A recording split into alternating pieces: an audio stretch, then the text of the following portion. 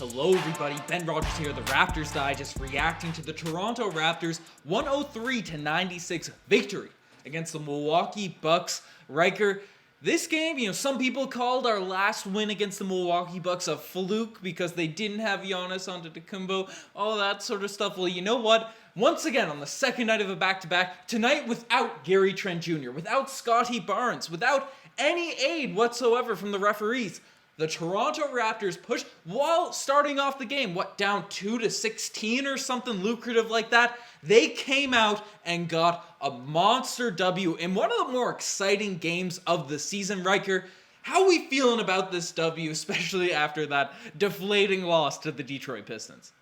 Well, we said it. We knew what happened in that Pistons game was the Casey curse. It wasn't the Raptors because they were rolling on their 6-game win streak. We wanted to see the test. We saw it against Phoenix, and they played phenomenal. They played really good in a loss. And so we thought this will be a good test, another good test now for the Raptors, who have a bunch of games in rapid fire against a bunch of tough matchups. And it started out against the guy who is now by far and away the MVP of this season in Giannis, and shutting him down the way they did, closing out games, which has historically been troublesome for guys like Pascal Siakam. It was a wonder to watch, and to have the mental strength, like you said, on a back-to-back, to come back from an early deficit. Wonderful to watch. Raptors should feel really confident about this one. Yeah, well, the Raptors are always feeling a little bit cursed when it comes to Dwayne Casey, but the balloons come out whenever we play the Milwaukee Bucks. We don't even have the Dare Hunter Norman Powell anymore, but we're still out here getting those W's against Milwaukee.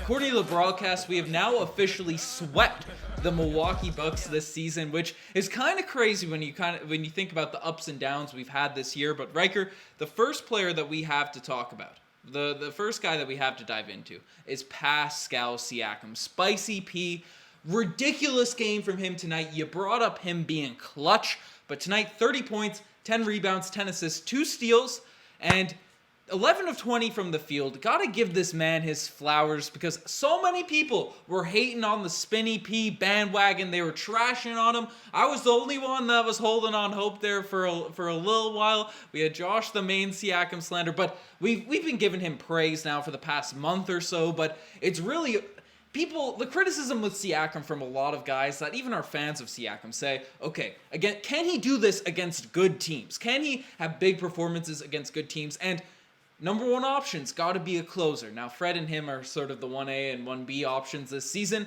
but not only did he do it against not a good team, a tremendous defense, NBA championship caliber defense, he was also icy down the stretch. Did miss a couple of free throws, which it is what it is, but big threes, big floaters, making the right decisions, kicking it out to Chris Boucher, who had a nice couple of middies. This was a phenomenal performance from Pascal Siakam. Absolutely. And we look at the collective defense of the Milwaukee Bucks, obviously in high regard, and they've done it at the highest level. But when you break it down, you have Antetokounmpo and Portis that are really anchoring the paint. Pascal Siakam should be able to score on the inside, and it looked like he did in tonight's game, Ben, and then obviously was super efficient from 3, which he's been pretty streaky, but he was splashing with confidence, particularly down the stretch. I was building a bookshelf in this one for my main room, so I had half an eye to the game, but I did notice crunch time or clutch time, we were only up a couple points, and he hit a really pivotal 3 to stretch the lead. So if we're seeing Pascal Siakam, who's been playing this way for the last couple of games, for as long as I can think back, 2-3 weeks even, he's at not just number one option on the team, he's back at all NBA level, Ben. It's real, the potential is so high for the Raptors when he's playing this way. Yeah, well, that's the thing, Riker, right? Because we sort of saw him come back into his own, have some up and down games and all that, but over the past couple weeks, he has been sort of the Siakam that I've at least been calling for, and you and I particularly, because we were debating top 10 player in the NBA pre-bubble. And then as everyone sort of had their ups and downs with Siakam, obviously last season, lots of injuries, health and safety, tanking, and all that sort of stuff, right? We sort of said, no, there's so many rumors saying trade Siakam, so many things he was involved with. And I said, no, this was a guy that was an all-NBA second-team player. And he has been that as of late. he has been at that level. So hopefully it maintains. Hopefully he stays at this level. Hopefully, God forbid, any injuries or anything like that happen. Knock on wood, because that would be, he's rolling right now, and it'd be a shame for him to get knocked off this stretch, because the Raptors have had just horrific luck over the past little while. But Ryker, he wasn't the only guy that played well tonight. There's a few guys. Fred VanVleet had 17 points, 7 assists, 6 of 17. The team's defenses against Fred VanVleet have adjusted as of late. They're trapping him high. They're doing that Steph Curry-esque defense. This one wasn't particularly a 3-2, so to speak, but it was, all these advanced defensive schemes. They mix a little bit of zone with a little bit of man. And Fred VanVleet, they play him very high, and then people will be in that gap position, trapping him up there. And then Fred made some good decisions, swinging that ball to a rolling big man. And Boucher and Pascal obviously took advantage of that. So I'm liking Fred VanVleet making some good decisions. And then OG Anunoby also 24 points, 8 rebounds, 4 assists. People saying to trade this guy got to be quiet, as I've ranted on multiple occasions, right? He's coming out and proving within the flow of the offense. I know he took 23 shots tonight, and because the Bucks were heavily focused on Fred and Siakam, so they took the advantage of the one-on-one matchups. But that's the thing you have with OG Anunoby as your third option. You're not getting that with Miles Turner or Jakob Poeltl. You're getting a third option, a role player that can perfectly play defense and perfectly be a guy to complement stars, but when he's needed to create his own shots, to get inside the lane, to dribble around people, even against a good defender like Wesley Matthews, he is capable, and he showed that tonight. I haven't heard the Jakob Poeltl news. That's not the rumored trade, is it? OG for Jakob Poeltl? Well, so to summarize, I made a video on it earlier. Definitely check that out for everyone watching. But the Raptors are interested in Jakob Poeltl, right? They want to see a deal go down. The Raptors bring him back. But Spurs fans are essentially saying they wouldn't even accept an OG Scotty Barnes trade. So no one knows the specific value for Jakob Poeltl. I think it would be insane for that not to happen. But you want the deep dive, definitely check out that video. They wouldn't accept OG for 12-8. Jakob Poeltl sounds washed. 11-9. Ben, there was 2 important things that you said, and that was, obviously, the usual suspects played well. Fred VanVleet's been playing well. Siakam, OG stepping up. But 2 things. One, beating the zone defense more effectively than last game, because I memed or trolled the Raptors for not just YouTubing or researching. Yeah, take out the iPad, say, how do you beat a 3-2 zone? But the couple possessions that I watched where there was good ball movement, Champagny caught in that kind of elbow spot, and then somebody, probably Precious, was cutting down baseline. 1-2, boom, open layup. It was really nice. Like, the ball movement in this one was good. And then the bigger point still was, you said Fred was looking at guys like Precious, who finally, after so many games of sucking and having bad touch and looking like a terrible basketball player, I'll say it, no cap, bad basketball player, you can play the Precious propaganda, Ben, because this is the game that we gave him the nickname for, Antetokounmpo Chuakumpo, whatever. And it was against Antetokounmpo, and he played well, Ben. He played like a center should. So this was, I think, another big reason that the Raptors were able to be successful in this game, because we finally got performance from our bigs, or our 5 spot.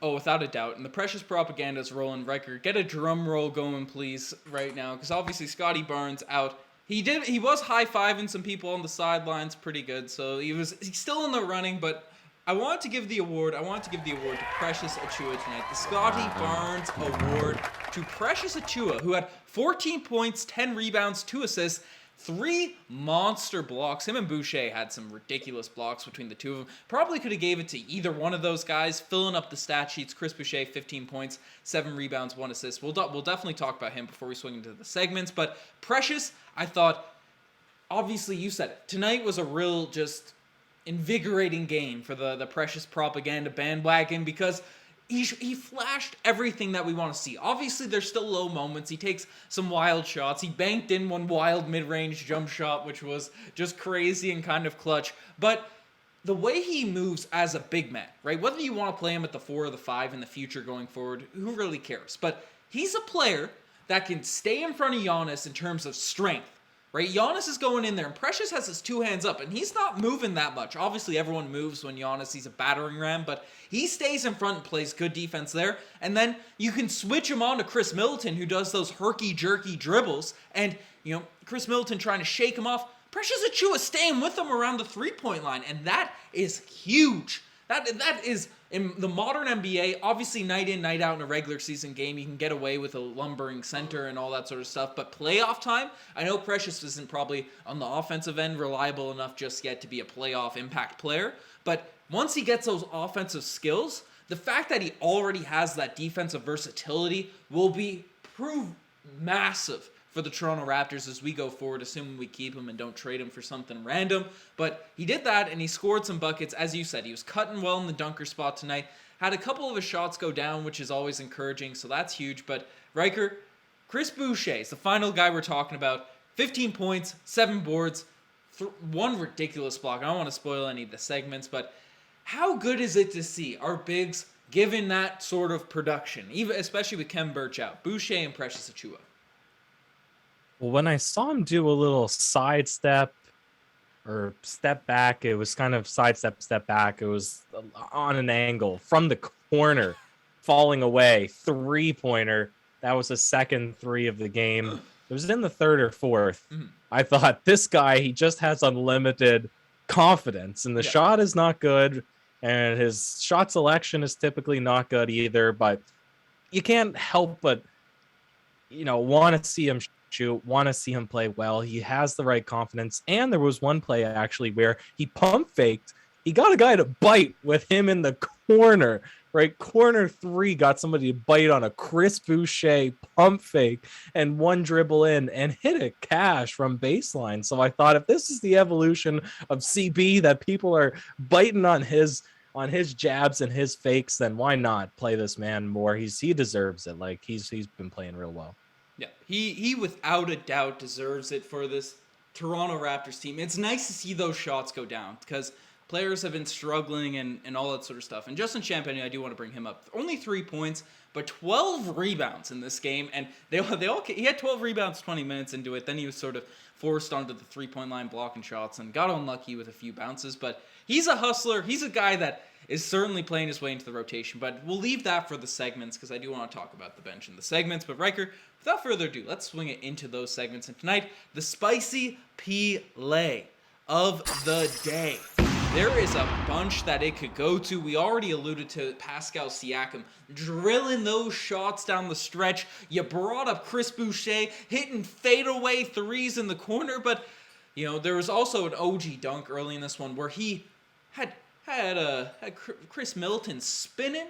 Usually we see Spinny P for the spicy play spinning, but Chris Middleton was doing dances to OG's crosses, and he came in, put a monster dunk down. But one block on Giannis Antetokounmpo by Chris Boucher at the end of this game. Clutch block. There's a bunch of dagger moments. Obviously, you got to have a bunch of those clutch plays in order to beat the Milwaukee Bucks, but that was a big one. Ryker, was there anything else that caught your eye? I know I listed off half the plays in the game. You got it, Ben. Keep it rolling. Well, not all plays can be the spicy play of the day, and some just make you say, oh, geez. And tonight, the OG's play of the day. There's, again, similar to Spicy P, a few it could go to. I brought up the precious banker in the mid-range, taking those pulls. I have a few golden kazoos that they're overlapping. Any other crazy OGs? Because I think we have a big golden kazoo. You said you were going to sound off. I thought this was the segment, but you wanted to sound off in the golden kazoo. So you bring it up. I'll grab the golden kazoo. Yeah, we will reconvene. You need to keep the golden kazoo by. This is something. It's not my golden kazoo. It's not. Ryker is out here sharing some golden kazoos. He's borrowing a golden kazoo for the podcast. But while he comes back, I'll play that animation. Because tonight, the infamous, the one, the only. It's becoming infamous. It's getting there. It's on that level. The Paul Pierce Golden Kazoo Award of the night. Ryker, play off that kazoo because there's a minor one. I want to get the big one out of the way. Sound it off. We need some kazoos going. But the referees in this game were brutal. They were brutal. They were calling these touch fouls on all of our main guys. The Giannis would be coming down the lane like a freight train, using those 9-foot arms, shoving people out of the way, and then the Raptors would somehow be called for blocking fouls, and then we go up, get hacked. Wesley Matthews would be raw hugging OG Anunoby the entire game, and they wouldn't call a thing. I don't know. You're the ref apologist, Ryker, but this was much. This is a bit much tonight. You're complaining that the Raptors didn't get enough calls? I'm just complaining the refs were bad. I usually when I critique the refs, it's from a both-sided angle. There was a couple calls that were trash against the Raptors, but the calls for the Raptors were just dead ball away from the basketball plays. But the Raptors just got all of their star players in crazy foul trouble. Okay. Actually, I didn't even really see the whole game, but I will give my apology for the Raptors here, or the refs. And I think that it's challenging when you're reffing a Milwaukee game. Listen, it's challenging when you're reffing a Milwaukee game because Giannis, how often is he not getting hacked when he barrels into the lane? He's just so unstoppable because you're either too small to guard him or you're too lumbering to stay in front of him. I think he's getting hacked and chopped and grabbed almost every play, and the refs have come together and said, I don't want to blow every single whistle for this guy. So if I'm not going to call it every time on his end, I won't call it every time on the opposing team's end. You got to give some parity. That's my defense for the referees whenever they have a Milwaukee game that they have to refer. Well, I'd agree with you, Ryker. If Giannis didn't shoot 17 free throws tonight, and at half of the times he drove, he had that long arm just shoving people away, putting people in headlocks. That's something that I'm saying. And then I'm looking at the box score now. 5 fouls for Pascal Siakam. 5 fouls for Precious Achiuwa. 6 fouls for OG Anunoby. Fred VanVleet, who was playing at the top of a 3-2 zone for 3/4 of this game, 5 fouls. How does that happen? Chris Boucher, 3 25 fouls for the Raptors. 23 fouls for the Bucks. It was pretty even. Yes, but you watch the fouls. You missed it, right? And Giannis, maybe he could have had 30 free throws if they called every foul on him. You cheesing. But anyways, I don't want to dive into the refs too much. But the bench of the Toronto Raptors is something that we do have to address in the Golden Kazoo. Champagne Poppy has established himself as of late as a guy that's good. No, don't play the kazoos just yet. Don't play the kazoos. Oh. Now play the kazoos because I got this Fiji water animation on the screen. Because outside of Chris Boucher, Justin Champagny, no one on the bench got any bit of run. Any bit of run out there. I guess Yuta Watanabe, he counts as the bench in this game because he played 5 minutes and then got his butt stuck back there and glued to the seat because he's been struggling lately. Svi Mykhailiuk's Fiji water coming into these games, 0 points, got a rebound at least, missed an open 3, kind of just standing there chilling, Matt Thomas-esque vibes. Ryker, you're the Svi guy. What has happened to this man? It could be a case of role identity and spot minutes, similar to what happened to Norman Powell when he went from starter to 0 minutes and then looked like he'd just be cut from the team. And then all of a sudden he started getting consistent minutes and was put into the starting lineup and was like our 3rd or 4th best player on the team. And then we traded him for Gary Trent Jr. I'm not suggesting that we need to give Svi Mykhailiuk 20 minutes because he hasn't paid his dues on the Raptors for 3 or 4 seasons and given good performances, but it is, I could say, challenging for guys to come in and give you good output if they're only playing 3-4 minutes a night. That said, I don't want to give him more minutes. I'm content to just leave him on the bench to rot. Not rot. That's a little bit aggressive. To collect dust. From the Svi Mykhailiuk fan club, leader of the train, you know what? Let's let this guy rot on the bench. Let's leave him there to die, guys. Ben, collect dust. Collect dust, okay? No, not the case. But you know, he just needs some more Fiji water. Needs some more hydration. That's what my take is on it. I think Chris Boucher huffing and puffing on the gift loop on the side there. But Ryker, the 2 minutes is should we let's get a quick final alarm to finish this one off, and then we'll sound off. Woo woo woo woo. Beep beep beep beep beep beep. Woo, woo, woo, woo. Beep, beep, beep, beep. That's right. The final alarm has sounded. Quick final alarm. The final alarms just aren't the same without the live chats. We will be back live next, T-minus 5 days, 6 days till I get that laptop. So I'm counting it down, Riker. But do you have any wild 1-minute takes to say about the Raptors after losing to the Pistons, beating the Bucks? We play Kyle Lowry now in the next game. How are we feeling? I said 7th, 8th seed, Ben, but I'm jumping over to your bandwagon. 4th seed. 4th Let's seed. go! Let's do it. Let's do it. Let's go! That's my 10-second take. We're beating the Bucks because it'll be tough to catch Milwaukee, without a doubt. It'll be tough to catch Milwaukee. It'll be tough to catch the Nets and the Bulls. They're up there right now. They're up there right now. But I think the Heat are catchable. They've been dealing with injuries left, right, and center. They're a team that I don't see it. I don't see it with the Miami Heat. The Hornets are playing well. The Cavs are playing well. I know the Sixers, Joel Embiid's trying to be an MVP candidate, but I think it's realistic, especially if we make a crazy move at the deadline. I think 4th seed it's still in the running. Like, it's not, obviously it's a wild take. As I said at the start of the year, it's, I'm putting my faith in the Raptors and holding through and holding on to that rope this entire season, but it's looking better and better, especially after performances like this. Yeah. It's funny that you say Miami is the catchable team and they're second in the Eastern Conference, okay, whereas Milwaukee is actually 4th seed. They're 3 games behind, but long term, 3.5 games. Long term, I'm thinking. Long term. 1.5 games. Long term, yeah. Long term, I don't see why we should finish behind Charlotte or Cleveland at the worst, right? 6th seed. I think 6th seed is striking distance for us, but we got a couple of runs in us now that we're starting to get the machine. We gotta push it. Yeah, particularly if we go and beat Miami on Monday. So we'll put that to bed for now. But the excitement, it's been a brewing. It's a brewing, guys. But you guys are the best for making this far. Check out the Instagram, the TikTok, the Twitter, all that cool stuff. The TikTok has been popping. If you haven't checked that out, definitely check that out over there. The whole hot dances. Check out the Instagram. New formats coming. We cleaned up the Instagram. Shout out Keegan. Shout out Tyson doing, helping out with all these edits, getting that stuff rocking. But Riker, do you have any final words? Or check out I said that. Check out the merch. Check out the memberships will be back this weekend as well. They're coming. They're coming, guys. Be patient. I might hold them off just until we're back live, just so people have the animations, the stickers back. We'll see. But Riker, do you have any final words on the Raptors' big W against the Milwaukee Bucks? So for me, Ben. Cheers.